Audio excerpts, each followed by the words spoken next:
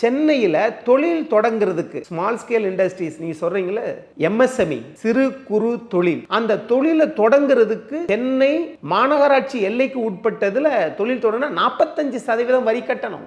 ஒரு புறத்தில் கொரோனாவுக்கு பிறகு சிறு குறு தொழில்கள் முடங்கி கிடக்கிறது, வங்கி ஒரு புறம் கழுத்தை நெரிச்சு வட்டியை புடுங்குகிறது, இன்னொரு புறத்தில் 45% வரியை மாநில அரசு உயர்த்துகிறது.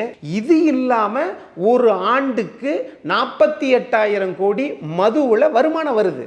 இப்ப திமுக எடுத்த உடனே இதெல்லாம் மின்சார கட்டணம் உயர்த்துறதுக்கு உதவி திட்டத்தில் கையெழுத்து போட்டது நீங்க தானே, இது சொத்து வரி உயர்த்துறதுக்கு மத்திய அரசு 15வது நிதிக்குழு சொல்லிச்சே அப்படின்னு அரசியல் கட்சிகளுக்குள்ள சமரச குற்றச்சாட்டு. இவங்களை சொல்லுவாங்க, திமுக அதிமுக சொல்லுவாங்க, அதிமுக திமுக சொல்லுவாங்க, அது வேற.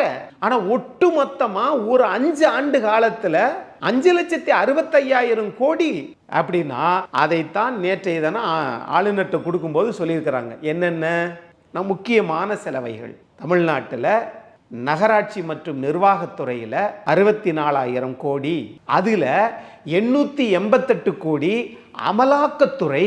இங்க தமிழ்நாட்டினுடைய பொறுப்பு டிஜிபியிட 2 முறை தகவல்கள் கொடுத்திருக்கிறாங்க.